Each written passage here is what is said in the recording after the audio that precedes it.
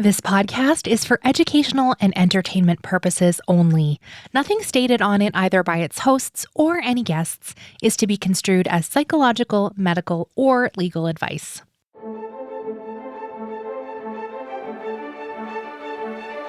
You're listening to Adoptees On, the podcast where adoptees discuss the adoption experience. I'm Haley Radke. Today, I'm pleased to introduce you to Greiby Medina, author of The One Who Loves You the Most. Greiby was adopted from Honduras at age 2.5 to a single white mother. We discuss changing names, why Greiby is not a fan of the term coming out of the fog, and being afraid people won't like us because we're adopted. Before we get started, I want to personally invite you to join our Patreon adoptee community over on adopteeson.com/community, which helps support you and also the show to support more adoptees around the world. We wrap up with some recommended resources, and as always, links to everything we'll be talking about today are on the website adopteeson.com. Let's listen in. I'm so pleased to welcome to Adoptees On, Greiby Medina. Hello, Greiby. Hi, how are you? I'm great. I'm so glad to finally get a chance to interview you. I'm happy to be here. Thank you so much for thinking of me. I feel like I've docked you a few times. We've had email exchanges, so I'm really happy that we have an opportunity to finally chat. Yes. Well, I'd love it if you wouldn't mind. Would you share some of your story with us? Sure. I was adopted when I was 2.5 years old from Honduras. I was actually born in San Pedro Sula, Honduras. And then I was transferred to Tegucigalpa because they deemed me as adoptable because I was more aligned with white. I was considered beautiful because I was white, because colorism is a real thing in Latin America and in Latinidad. And so, I actually have learned a lot more about my story recently, but, I was adopted by a single white mother who is an educator of deaf education. And I grew up in Portland, Maine. I'm an author, I'm a youth advocate, and I live in Spanish Harlem now. Can you share why you were available for adoption at 2.5? So the story that was told to my mother, and my mother was my adoptive mother, I'll say, was 33 when she went to Honduras. The story was that my birth mother was very young and she gave me up. But the real story that I know now is my birth mother actually went to prison at age 20. She had me when she was 19. She went to prison for defending me because she was pregnant with me and somebody was trying to steal me when she was pregnant with me. So she went to prison and then there was no one to take care of you. So the government took you in some capacity? My mother had one of my sisters. We all have different fathers, right? When she was 15, so they kicked her out. She was born in a very small city. And she went north to make money and try to bring money back home. And her plan was to probably stay in that bigger city. She was essentially estranged from that family, but she was raised by her grandmother. And she was kicked out as a young person, like, I'll say primary school, like young, from her mother. Her mother wasn't interested in having a child. So all she really knew was being kind of displaced. And, all of her rights were stripped from her because she was a non-person, essentially. She was literate. And, when someone is put up for adoption, there's a notice in the newspaper. But the notice was in a different city. And my mother was sitting in jail. How is she going to be like, oh, it's actually my child? So how did you come to know the news story? Were you an adult already? Yeah, I was an adult already. Facebook. I have been Classic. Me too. and literally, yeah. And it's like we have a very complicated relationship with Facebook right now, right? A lot of us in the world. And I want to also say too, part of my story is that I've always known that I was adopted.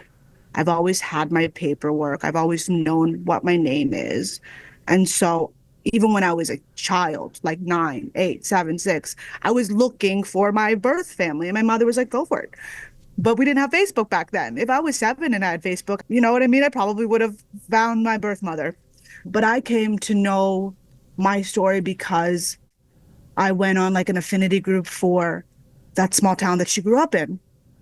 And I posted because I speak Spanish. And when I say small, I mean like small.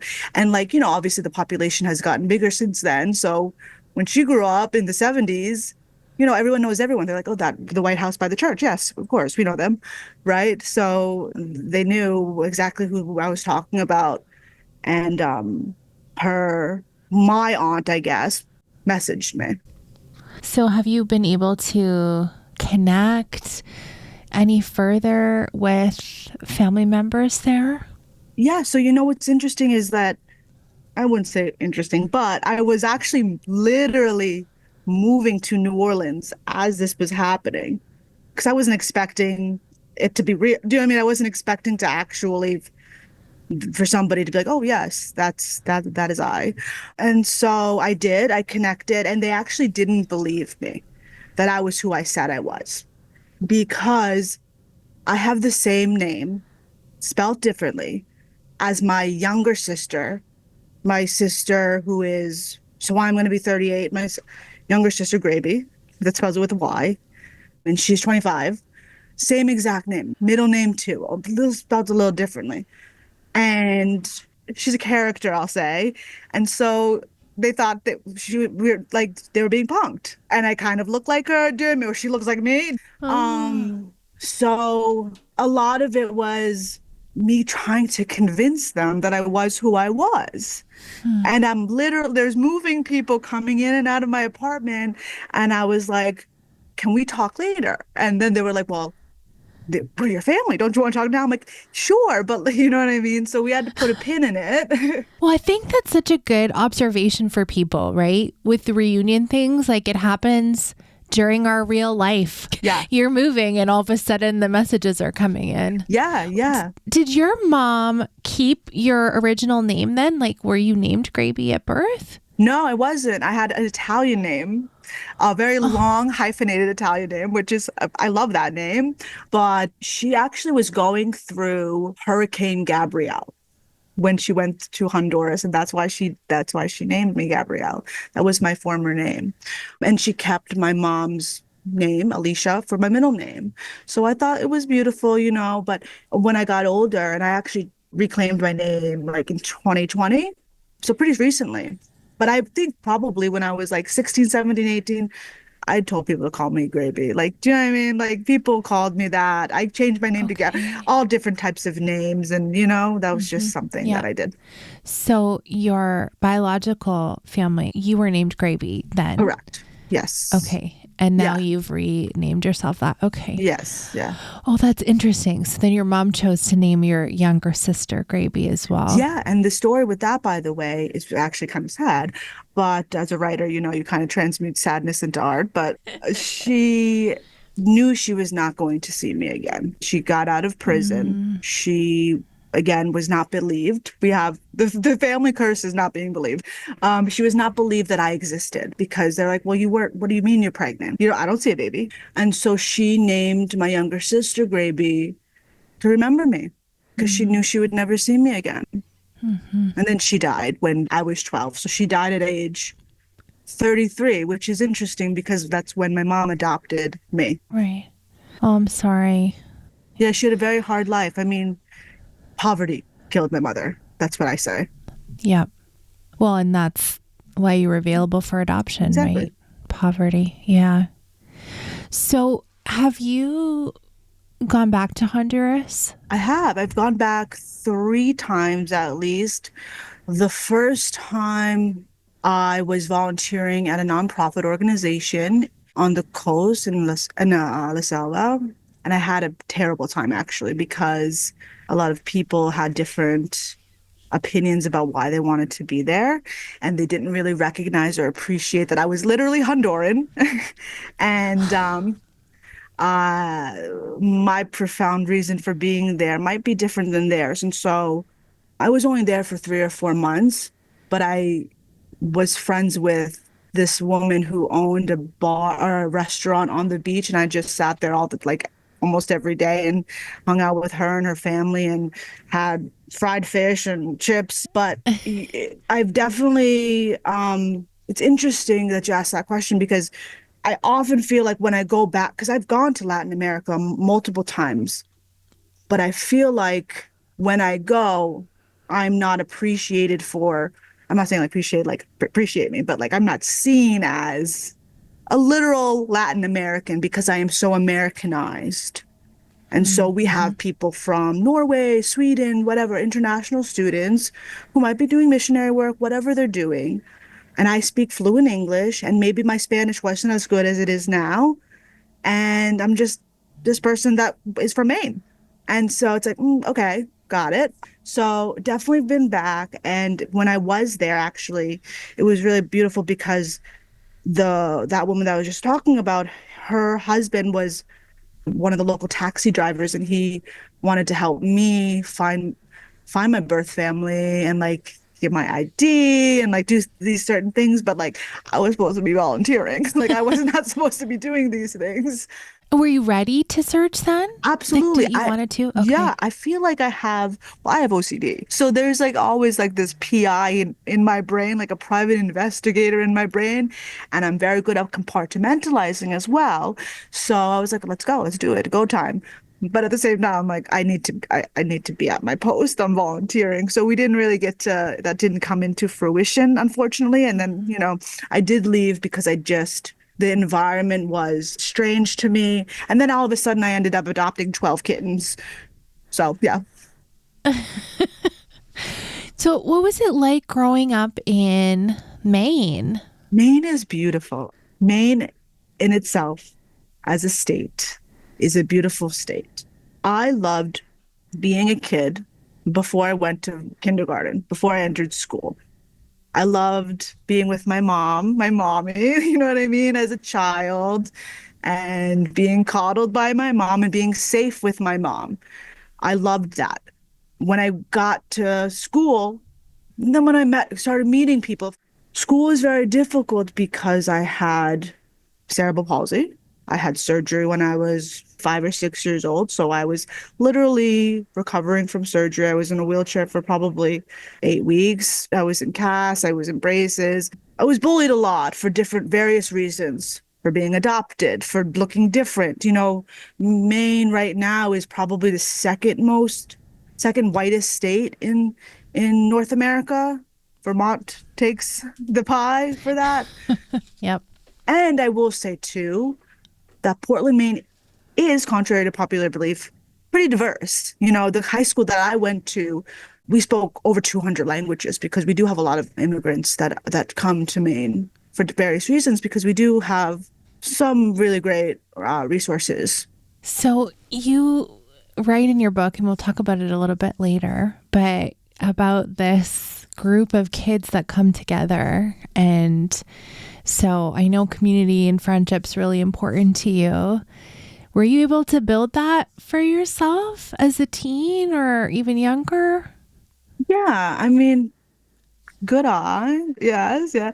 I definitely write from a place of this unmet childhood need or childhood, I would even say wound or trauma of not really finding authentic community.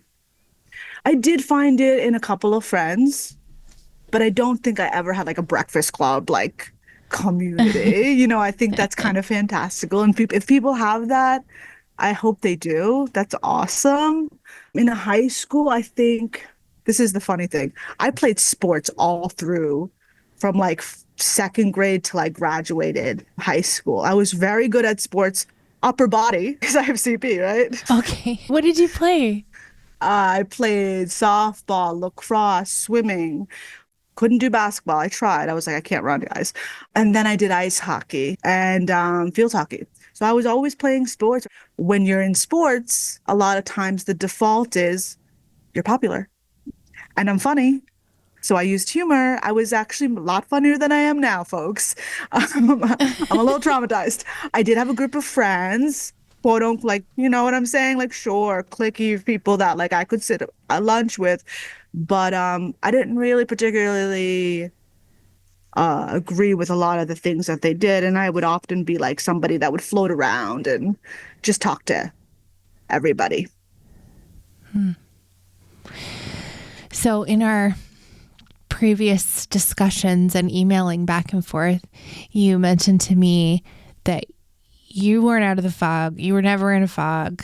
Can you talk a little bit about that? Are you comfortable sharing about that? What do you mean by that? Yeah, I think I was very firm with that. I was like, I was never in the fog. I think it's kind of, and maybe you can correct me if I'm wrong too, because it's a lot of times I'm going to make a comparison, and maybe this is outlandish, but like when even we talk about white supremacy, or we talk about kinds of cultures of dismantling these internalized, very harmful systems, I'm like, well, I'm not that. I could never be that. Well, you are that because we all are that, because that's what is ingrained in us, and that's cultural, and it's capitalism, and it's these things. When I say I don't believe that I was, because I was actively not being that or being in it. So every day I was actively not in the fog. I would like to ask you actually, how would you define the fog as, you know what I mean? Because everyone has like, I'm very, I like to be precise with language. Are we using the same shared language when we talk about these things, right? Right, you're a writer, and I know it's very important to you. You get the word, you get right to the words. So there's a new model now called the Adoptee Consciousness model, which I like very much, and they talk about these different touch points. So as we go through adulthood and examine adoption, there's all of these things that we may come to or may not. And it's a little bit different than describing the fog. So in the fog, I would always talk about, it's like examining what adoption how it has really impacted our lives.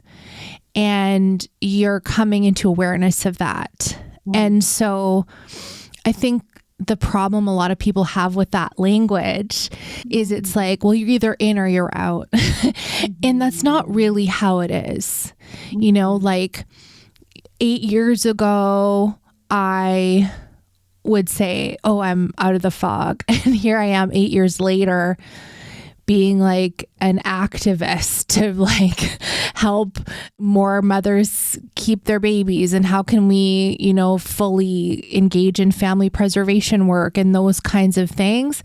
I had no language for that back then. I knew there was something wrong with stranger adoption. In my case, like, I knew that there were a lot of people who felt like actually crazy because, well, adoption's the best thing ever. What do you mean you don't feel like you fit in your family? Like, you know, and so you internally feel like there's something wrong with you. Like, well, but I don't fit here and I'm not grateful. And so all of those pieces would be, quote unquote, coming out of the fog.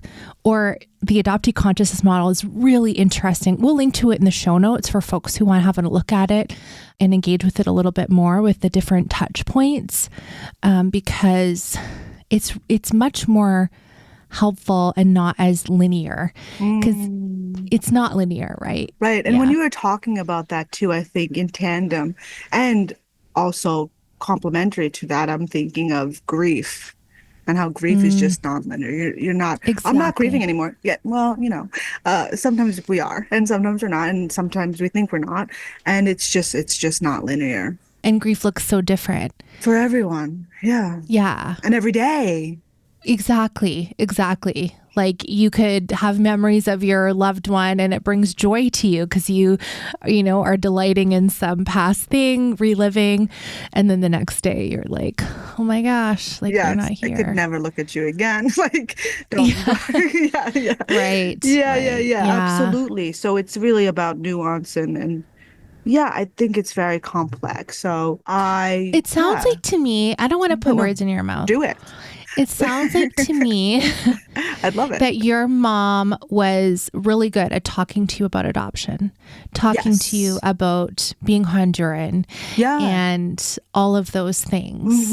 Yes, and she tried to, and she'd listen. I was actually the resistant one, okay? Because she put me in language school, like Spanish school. She was like, "Do you want to go to Spanish school?" I was like, "Sure." I quit after 2 days. There was a Bolivian family that lived near me. I was embarrassed because I actually had a crush on the older sister. There were different situations where, and then she was like, I don't want to keep putting you in these situations because I know I'm embarrassing you. I want you to be ready to connect with Latin American. And like back then, right? I'm so old. Now I'm wise. I'm not old. It's an age. It's a number. There were I not think I'm that many. 4 years ahead of you. So, We are wise beyond doubt. No, but like back then, like, I'm growing up in Portland, Maine, and like I was born in 1987. So, like, I'm 10 in 1997. I probably saw two Latin American people in my high school. That doesn't mean that they didn't exist or in my actual class. Like, not class 200 people in the classes that I had, like science, mhm, whatever, every mhm. day, and they came from different neighborhoods. I grew up in suburban North Deering. I wasn't rich. It was just, back then there was kind of a middle class. There was like an upper middle class thing that was weird. But I was not exposed to, it was either an immigrant population of Latin American folks that were in downtown Portland and that I was not, that was 15 minutes away from where I lived. I went down there to have coffee and go to the movies, but I was in a different socioeconomic bracket. So I was not exposed. And then when I did have that one Bolivian family that I talk about in one of those in the catapult article, I fumbled the ball, I guess. You know what I mean? Because I personally, on a soul level, was not ready to be vulnerable with them because I was afraid that, as if they didn't know that I was adopted. They did. But I was afraid that they wouldn't like me because I was adopted. I think I'm thinking of, I just had this therapy session a couple weeks ago, and that's literally what I started out saying to the therapist I was working with. Wow. Like, my first thing was like, I'm afraid you're not going to like me, Yeah. and it's this deep core belief that a lot of us hold. Like, Mm. I'm afraid you won't like me. I'm unlovable. Mm. Like, what's the reason we were separated from our original parents? There's some, and you can look back now and be like, she was in prison. Right. Literally. It's not right, but Right. it's. I want to say, like, spiritually grateful that I've always felt and known. Like, I'm very spiritual in this way where I've always been very connected to my birth mother. Like, really? Like, I knew when she was no longer in the world. I really did when I was 12. And it was interesting because my grandmother, whom I loved, my Italian grandmother, I'm just going to say Italian grandmother, my Honduran, you know what I mean? So when my Italian grandmother died around the same time, before even that phone call happened, I was like, our grandmother's dead. So, I have always been, because even in thinking of motherhood, and I'm not a mother, I'm not going to go there, but even in thinking of like, why isn't this person contacting me? We have Facebook, we have this. They're not okay, right? If they know that they have a kid out there. So I have always known that there is a reason. And by the way, my mom, Alicia, she tried to come to America 3 times and she was unsuccessful. And half of my family actually lives in North America, but she was unsuccessful. And there's still a lot that I want to uncover about her. I'm still studying and doing a lot of things in here, but like it's, I still feel like she deserves justice. So, do you feel like there was a point in your time where you felt, okay, now I feel Honduran versus the Americanized version of you?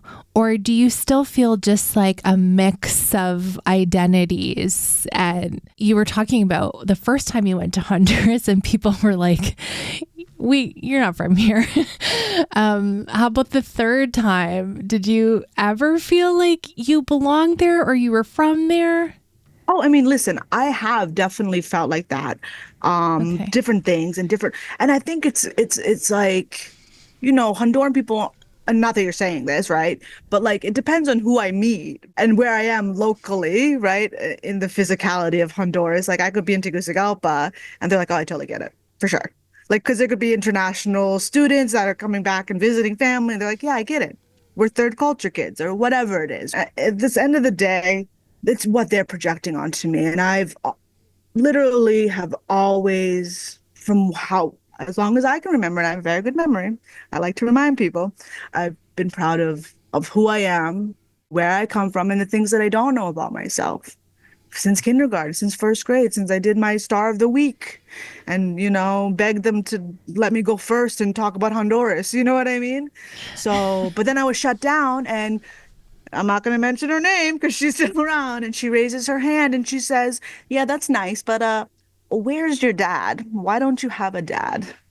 And so that's Oh. kind of when I stopped sharing, because Mhm. I'm telling you something I'm very proud of, and you care about, like, there are a lot of people that don't have dads here and that aren't adopted. Why do you care so much? Yeah. Yeah. So yeah, Yeah. Kids are brutal. so Man, brutal. kids can be so So brutal. brutal. But you know what? I still like kids, and I write for kids. I like they're honest. You don't have to you don't have to be mean. I like their honesty though. Mm-hmm. Yeah, I was going to say they tell it like it is, but they do, but they don't Period. always need to. Uh, I'm thinking of your Honduran mother Mm, and the story you said about they were trying to steal you before you were in here, and just the child trafficking of it all. mm, mm, The system is just so broken, mm, and our society sees opportunities for swooping in and saving, quote mm, unquote, mm. instead of really what's broken is helping Right, kids stay with their families. right. Put the money into the families that are struggling. And just to Yeah. clarify too, she was working as a live-in like cleaning person. So it was actually them that was like, so it was Thought we're like going to try and steal you. because they thought, yeah, because she was very beautiful, like literally, right? So they're like, well, this is going to be a beautiful baby.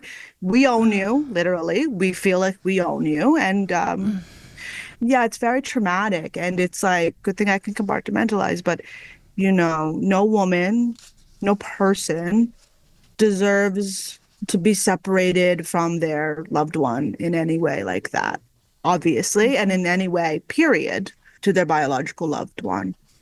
Okay, before we do recommended resources, uh, is there anything I missed asking you about that you really want to mention or talk about? Listen, I'm really happy that you have this podcast. Honestly, I have known about this podcast forever. And when I say forever, 8 years plus. And so I really wanted to thank you for that. Like, big props. It's not an easy thing to do. Big production. Awesome. I wanted to just shout you out and thank you again. Oh, thanks, Gravy. That's Of so kind course. of you. Yeah, I found your book. I don't even remember when. I mean, it was when it was first out. The One Who Loves You the Most. Is this YA or is it middle grade? That's Would so you? funny you said that. Like, that's what people say. It's actually technically middle grade. Okay, I was wondering Yeah, about that. because middle Hmm. grade's like 8 years old to like 12, I guess. Okay. So they're yeah. Yeah. Yeah. So I read it then. And this time when I reread it, I listened on audio Oh, cool. and it was so lovely. I really enjoyed listening to it. And I thought that the person who read it did a great job. It's a really cool picture of what community could look like for someone who is Mm, searching for that. I feel like you really did put a big part of your story in here. And I'm thinking of your mom in particular, the mother character. She's just as you described your mom to us today. And yeah, it's just really, Thank it's a you. beautiful story. We sort of talked about this before, about representation. We haven't talked about it here. Sorry, I mean a previous conversation I had with Greiby for our listeners. Because I'm a yapper. I don't stop talking. Yes, we did talk. We probably have, yes.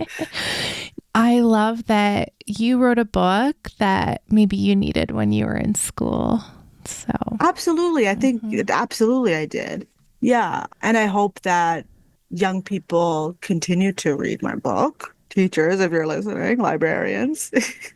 yeah. Yeah, absolutely. Thank you. Okay, so we'll make sure to link to it in Sure. the show notes. And I love adoptee representation also in books, and that's in there too. And can I ask you a question? Do you feel like it is? I mean, obviously, I'm an adopted person that wrote it, but do you glean from the book that it is it's like about adoption too? Because there's so many different themes. I don't want that to get lost. Oh, definitely. Oh, definitely. Whew. I think the protagonist is really searching for who am I? What's my identity? And so I felt so deeply for them because not only as an adoptee, you're looking for your identity in this world and, you know, you've got all the layers here. So yeah, it's complicated, but It's complicated. that's what our lives are, right? It's complicated. Mm-hmm. Yeah. Okay. So Greiby, we are going to order your book, but what do you want to recommend to us? Honestly, I just want people to, if they have an interest, to tap into that interest and to keep learning and growing and failing and being okay to fail. Because when we learn from our failures, we become better people. And that makes the world better. Do you want to share about Adoptees of South America? Oh, absolutely. So, I actually stumbled across them a few years, maybe during COVID. COVID was a time when we were online. I have chatted with them online a few times, and they're just wonderful. They do events. They have a wonderful community from literally adoptees from South America and Central America, and they're lovely people. I believe one of the founders is a social worker. They are on Instagram, Adoptees of South America, and they also have a website and a link tree that is in their Instagram as well, and you can find out more there. Okay, we'll make sure to link to that.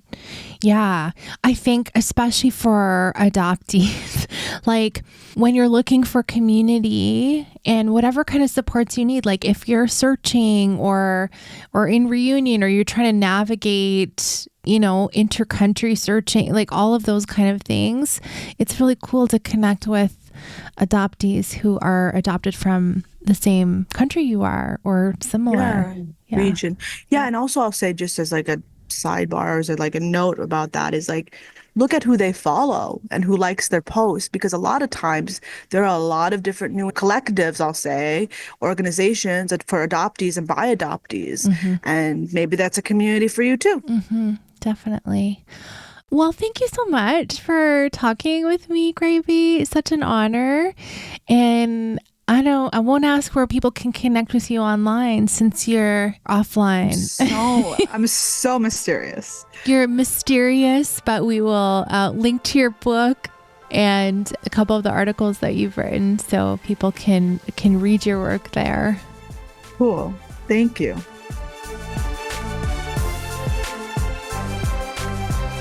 I know I've said this before, but I just want to remind y'all, if you are hoping to support adoptee authors and your book buy list is getting extensive and too many on your TBR pile, another great way you can support adoptee authors is requesting their books from your local library. Often libraries will have a suggest we buy this book page, and my local library, I think you can suggest up to 5 books a month, and you can write in the name and author of the book. You can tell them why you want them to purchase it, and often they will. And so it's a great way to support adoptee authors and have more people have access to their work in the world. So I love doing that for adoptee authors. Anyway, thank you so much for listening. Let's talk again soon.